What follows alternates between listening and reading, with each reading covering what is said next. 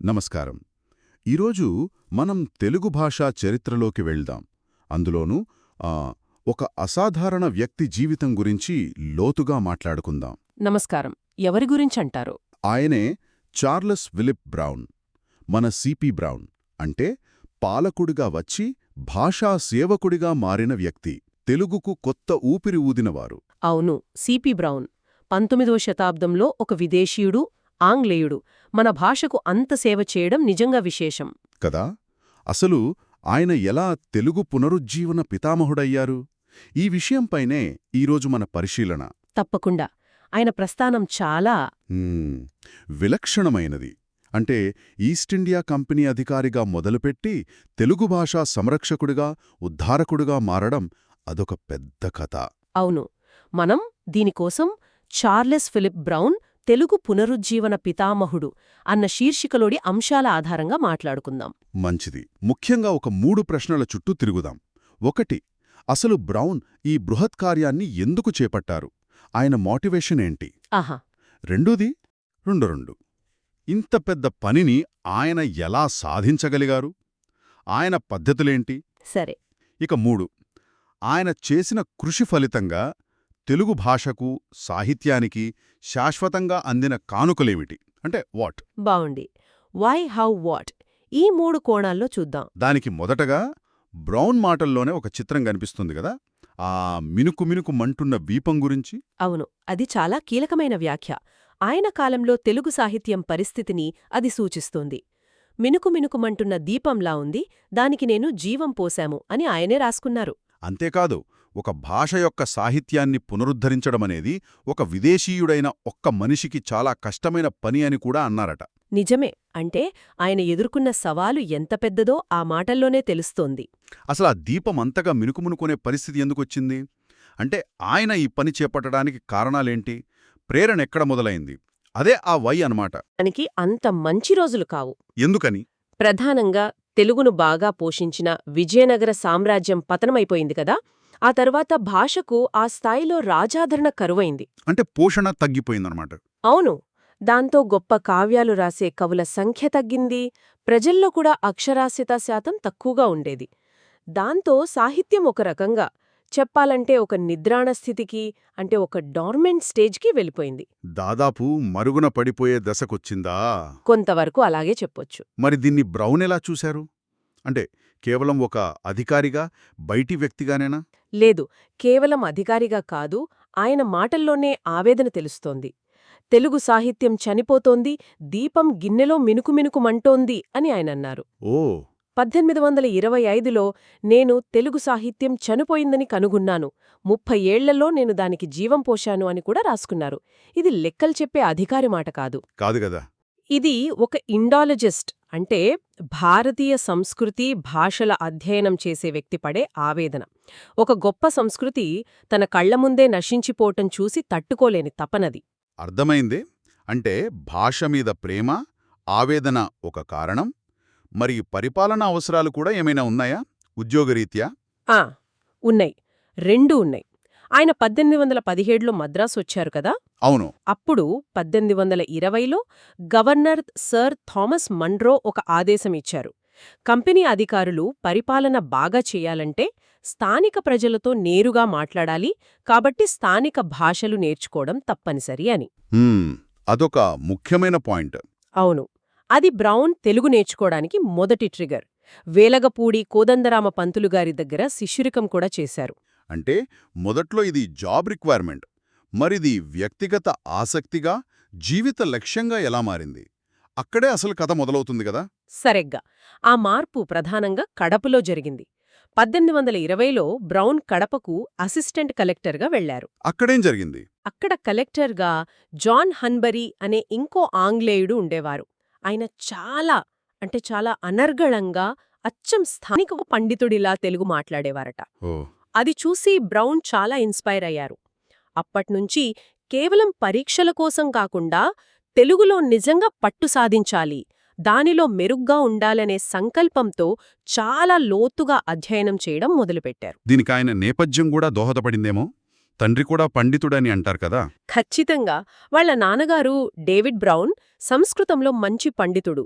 అంటే భాషాధ్యయనం ఒక రకంగా వారసత్వంగా వచ్చింది. ఆ, దానికి తోడు ఆయన తెలుగు నేర్చుకుంటున్న సమయంలో సరైన నిఘంటువులు గాని మంచి వ్యాకరణ గ్రంథాలు గాని లేవు.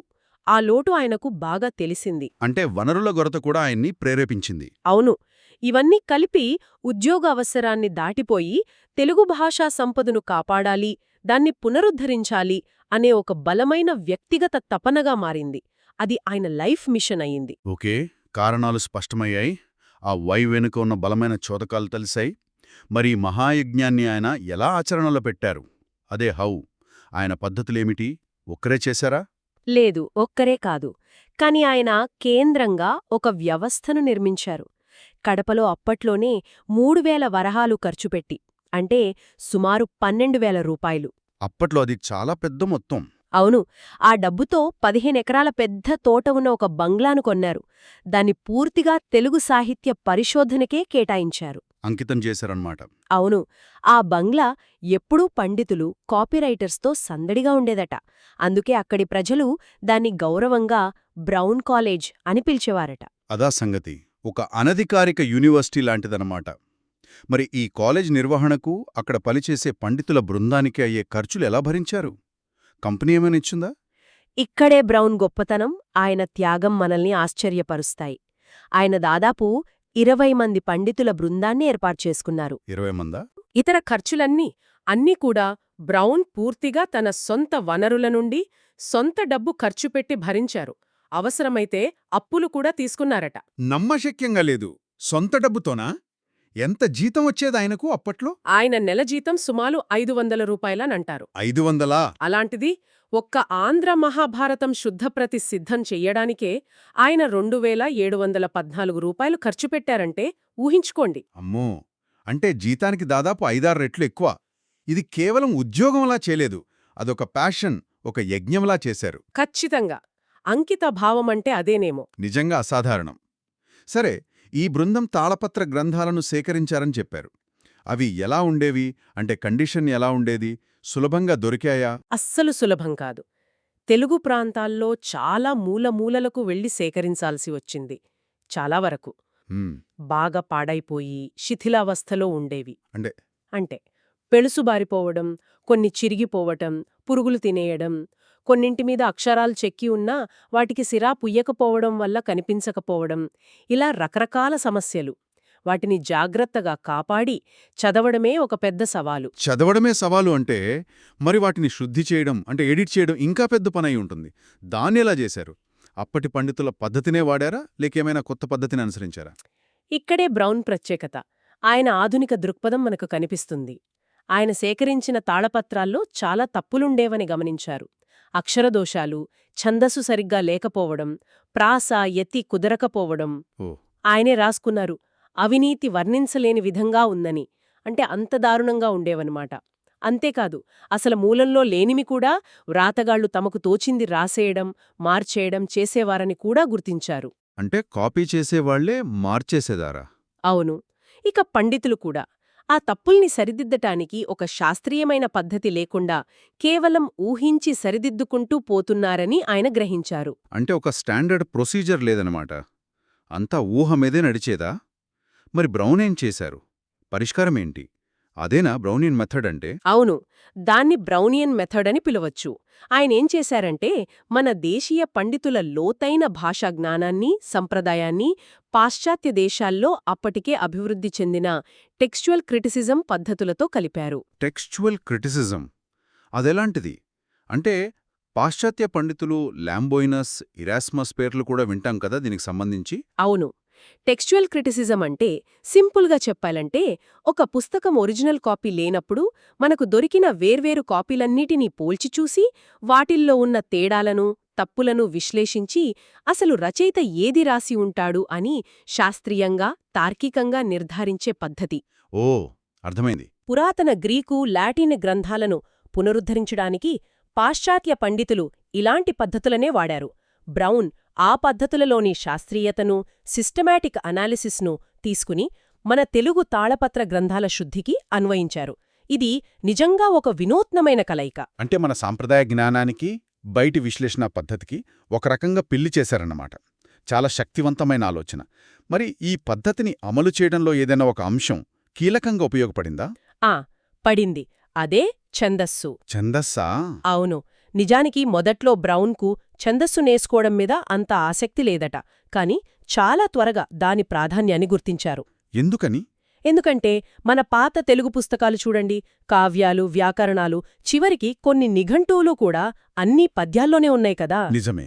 కాబట్టి ఛందస్సు కేవలం పద్యానికి అందం తెచ్చే అలంకారం మాత్రమే కాదు, అది ఆ గ్రంథ నిర్మాణంలో భాగం, భాషా నిర్మాణంలోనే కీలకమని ఆయన గ్రహించాడు. ఓ. వ్రాతగాళ్లు చేసిన తప్పులను కేవలం ఊహించి సరిదిద్దకుండా ఛందస్సు నియమాల ఆధారంగా శాస్త్రీయంగా సరిదిద్దడానికి ఏది సరైన పాఠమో ఒథెంటిక్ టెక్స్ట్ నిర్ధారించడానికి ఛందస్సును ఒక నమ్మకమైన సాధనంగా, టూల్గా వాడుకున్నారు. దీనిమీద ఆయన ఏకంగా the prosody of the Telugu and Sanskrit languages explained అనే పుస్తకమే రాశాడు. అద్భుతం. ఛందస్సును కేవలం కవిత్వ లక్షణంగా కాకుండా ఒక సైంటిఫిక్ టూల్గా చూడటం, అది చాలా ముందుచూపు. సరే, ఇంత కష్టపడి ఇంత వినూత్నంగా పనిచేసిన బ్రౌన్ చివరికి తెలుగుకు అందించిన శాశ్వత కానుకలేమిటి? అదే మన మూడో ప్రశ్న, ద వాట్. ఆయన కృషి ఫలాలు ఎలా ఉన్నాయి? బ్రౌన్ కానుకలు చాలా ఉన్నాయి. వాటిని కొన్ని ముఖ్య విభాగాలుగా చూడొచ్చు.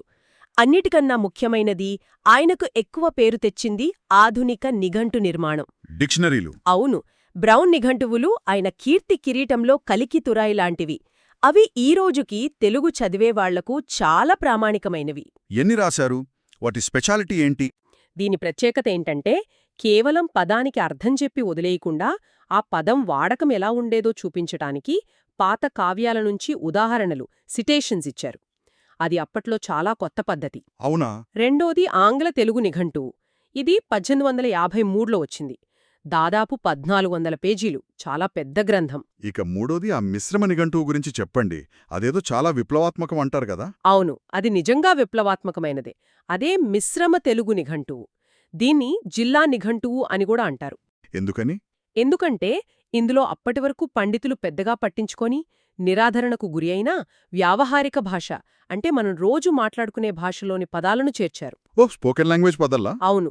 అంతేకాదు, పరిపాలనలో, వ్యాపారంలో వాడే అరబిక్, పర్షియన్ లాంటి ఇతర భాషా పదాలను, అన్యదేశాలను కూడా చేర్చారు. ఇది మామూలు విషయం కాదు. ఎందుకంటే అప్పట్లో గ్రాంధికానికే కదా ప్రాధాన్యం. ఖచ్చితంగా.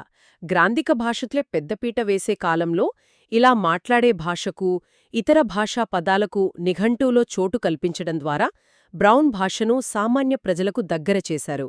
భాష ఎప్పుడూ మారుతూ ఉంటుందని, కొత్త పదాలను కలుపుకుంటూ ఉంటుందని గుర్తించారు. ఆధునిక భాషకు ఇది చాలా అవసరం. ఆ సంశ్లేషణకు ఇది పునాది వేసింది. ఇది నిజంగా గొప్ప ముందడుగు. భాష అంటే పండితుల సొత్తే కాదు, ప్రజలందరిది అని ఆచరణ చూపారన్నమాట. నిఘంటువులు సరే, మరి భాషాశాస్త్రానికి సంబంధించి ఇంకా ఏమన్నా చేశారా? గ్రామర్ లాంటివి? తప్పకుండా. ఆయన రాసిన a grammar of the Telugu language 1857 చాలా సమగ్రమైన వ్యాకరణ గ్రంథం. దాదాపు 360 పైగా పేజీలుంటుంది. ఆయన తెలుగు నేర్చుకునేటప్పుడు సరైన గ్రామర్ బుక్ లేదనే లోటునీది తీర్చింది. ఇక ఛందస్సుపై రాసిన పుస్తకం ద ప్రాసడీ గురించి ముందే చెప్పుకున్నాం కదా. అది ఆయనకు తాళపత్ర గ్రంథాలను ఎడిట్ చేయడానికి ఒక ప్రాథమిక సాధనంగా ఉపయోగపడింది. సరే, ఇక సాహిత్యం వైపు వస్తే కావ్యాల పునరుద్ధరణ, ప్రచురణల గురించి చెప్పండి. అక్కడేం జరిగింది? బ్రౌన్ చేసిన ఇంకో గొప్ప పనేంటంటే, వ్యాఖ్యానాలతో అంటే కామెంటరీస్తో తెలుగు క్లాసిక్స్ను ప్రచురించిన మొదటి ఇండాలజిస్ట్ ఆయనే. వ్యాఖ్యానాలతోనా? అవును. ఆయన ప్రచురించిన పుస్తకాలకు కేవలం మూలగ్రంథం మాత్రమే కాకుండా పండితుల చేత సరళమైన తెలుగులో వ్యాఖ్యానాలు రాయించి జతపరిచారు. ఎందుకంటే పండితులు కానివారు కూడా సులభంగా అర్థం చేసుకోవాలి అనేదాయన ఉద్దేశ్యం. అంటే సాహిత్యాన్ని అందరికీ అందుబాటులోకి తేవాలనే ప్రయత్నం. అదే, సాహిత్యం కేవలం కొందరికే పరిమితం కాకూడదని ఆయన భావించారు. మరి ఏ ఏ కావ్యాలను ఆయన వెలుగులోకి తెచ్చారు? ఏదో మొదటి ప్రాజెక్టు చాలా ప్రత్యేకంగా ఉంటుందంటారు కదా. అవును, అది వేమన పద్యాలు. ఆయన మొదటి మేజర్ పబ్లిషింగ్ ప్రాజెక్ట్ అదే. ద వర్సెస్ ఆఫ్ వెమన పేరుతో 1829లో కొన్ని పద్యాలు 693, తర్వాత 1839లో మరిన్ని పద్యాలను 1164 ఇంగ్లీష్ అనువాదాలతో సహా ప్రచురించారు. వేమననే ఎందుకెంచుకున్నారంటారు? వేమన శైలి ఆయన్ని బాగా ఆకట్టుకుంది. అంటే చాలా సరళంగా, సూటిగా, లోతైన ఫిలాసఫీ చెప్తూ, కొన్నిసార్లు సమాజంలోని కట్టుబాట్లను, మూఢనమ్మకాలను నిర్మోహమాటంగా ప్రశ్నించే తత్వం బ్రౌన్కు నచ్చింది. ఇక్కడింకో విషయం ఉంది కదా. అవును, అదే ముఖ్యమైనది. ఆస్థాన కవులనో, పెద్ద పెద్ద ప్రబంధ కవులనో కాకుండా ఒక ప్రజాకవిని, ఒక రూరల్ ఫిలాసఫర్ను తన మొదటి ప్రచురణగా ఎంచుకోవడం, అది అప్పటి సాహిత్య వ్యవస్థలో ఒక పెద్ద మార్పు. అంటే లిటరరీ హైరార్కీని ఛాలెంజ్ చేశారన్నమాట. ఖచ్చితంగా. ఇది ఆయన ఆధునిక దృక్పథానికి, ప్రజల పట్ల ఆయనకున్న గౌరవానికి నిదర్శనం. అద్భుతం. వేమన తర్వాత మరి మహాకావ్యాల వైపు వెళ్లారా? వెళ్లారు. శిథిలమైపోతున్న మన గొప్ప కావ్యాలను కాపాడటం తన బాధ్యతగా తీసుకున్నారు. పూర్తిగా తన సొంత ఖర్చుతో వాటిని శుద్ధి చేయించి, వ్యాఖ్యానాలతో ప్రచురించి, వాటికి శాశ్వతత్వాన్నిచ్చారు. ఏవి ముఖ్యంగా? కవిత్రయం రాసిన ఆంధ్ర మహాభారతం. అందులో నన్నయ భాగాన్ని 1843లో, తిక్కన భాగాన్ని 1848లో పువ్వాడ వెంకటరాము అనే పండితుడి సహకారంతో ప్రచురించారు. అలాగే బమ్మెర పోతన రాసిన ఆంధ్ర మహాభాగవతాన్ని కూడా 1848లో పురాణం హయగ్రీవ శాస్త్రి సహకారంతో అచ్చువేయించారు. భారత భాగవతాలేనా లేక ఇతర కావ్యాలు కూడా ఉన్నాయా? ఉన్నాయి.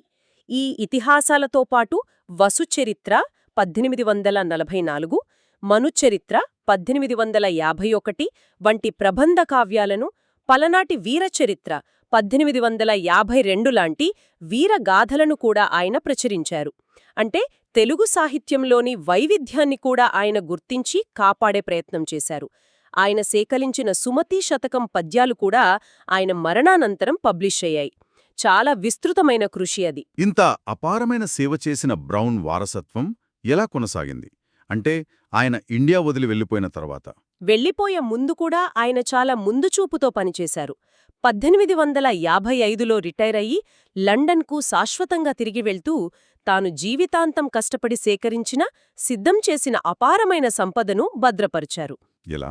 ఆయన దగ్గరున్న 5771 తాళపత్ర గ్రంథాలను మద్రాస్లోని ప్రభుత్వ ప్రాచ్య లిఖిత గ్రంథాలయానికి విరాళంగా ఇచ్చారు. 5,000కు పైగానా? అవును. అంతేకాదు, తన పరిశోధనకు సంబంధించిన నోట్సు, వ్యాఖ్యానాలు, సూచికలు ఇవన్నీ కలిపి దాదాపు 20,000 పేజీల మెటీరియల్ను 34 వాల్యూమ్స్గా బైండ్ చేయించి లండన్లోని ఇండియా ఆఫీస్ లైబ్రరీకి ఇచ్చారు. అద్భుతం. అక్కడితో ఆగలేదు.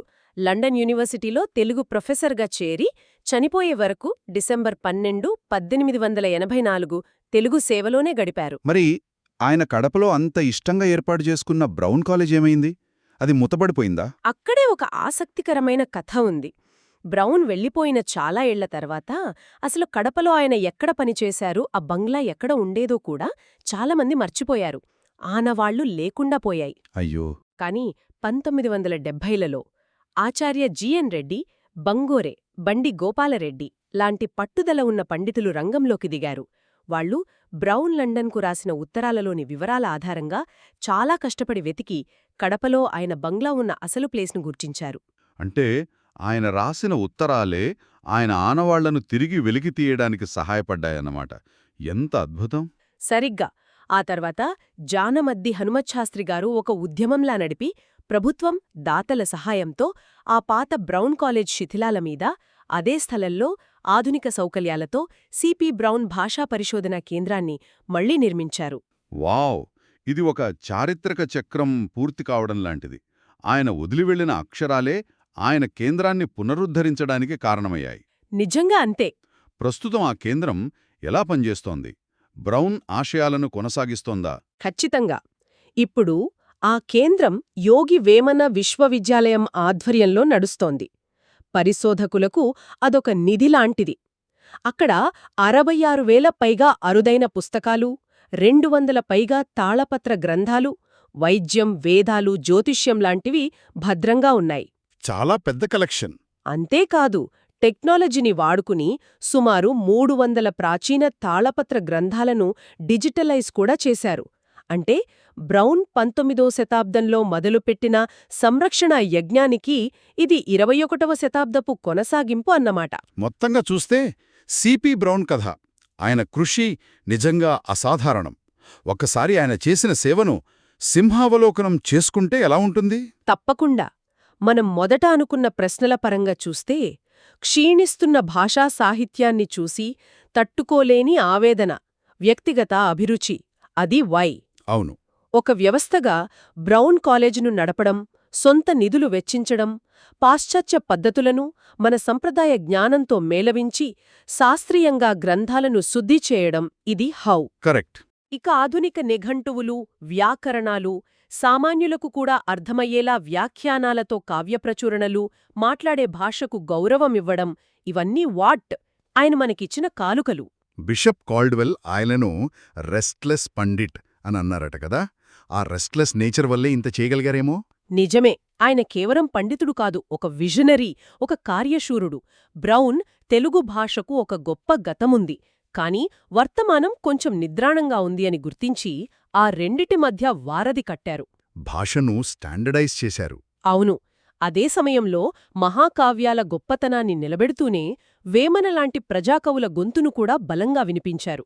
అంటే ఉన్నత సాహిత్యం, హై లిటరేచర్, వ్యావహారిక భాష, స్పోకన్ లాంగ్వేజ్ రెండింటినీ గౌరవించారు. ఒక విధంగా చెప్పాలంటే ఆయన కేవలం మినుకుమినుకుమంటున్న దీపాన్ని ఆడిపోకుండా కాపాడటమే కాదు, కాదు, ఆ దీపానికి గాలికి చెదరని ఒక శాశ్వతమైన ఆధారాన్ని, ఒక ఫౌండేషన్ను నిర్మించి తరతరాలకు వెలుగునిచ్చే ఇంధనాన్నందించారు.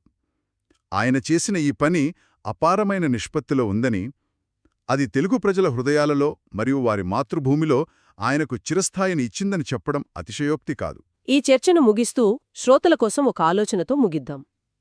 ఒక బయట వ్యక్తి, ఒక విదేశీయుడు అయిన బ్రౌన్ మన సంప్రదాయ పద్ధతులకు ఆధునిక విమర్శనా పద్ధతులను జోడించి ఇంత గొప్ప సేవ చేశారు కదా.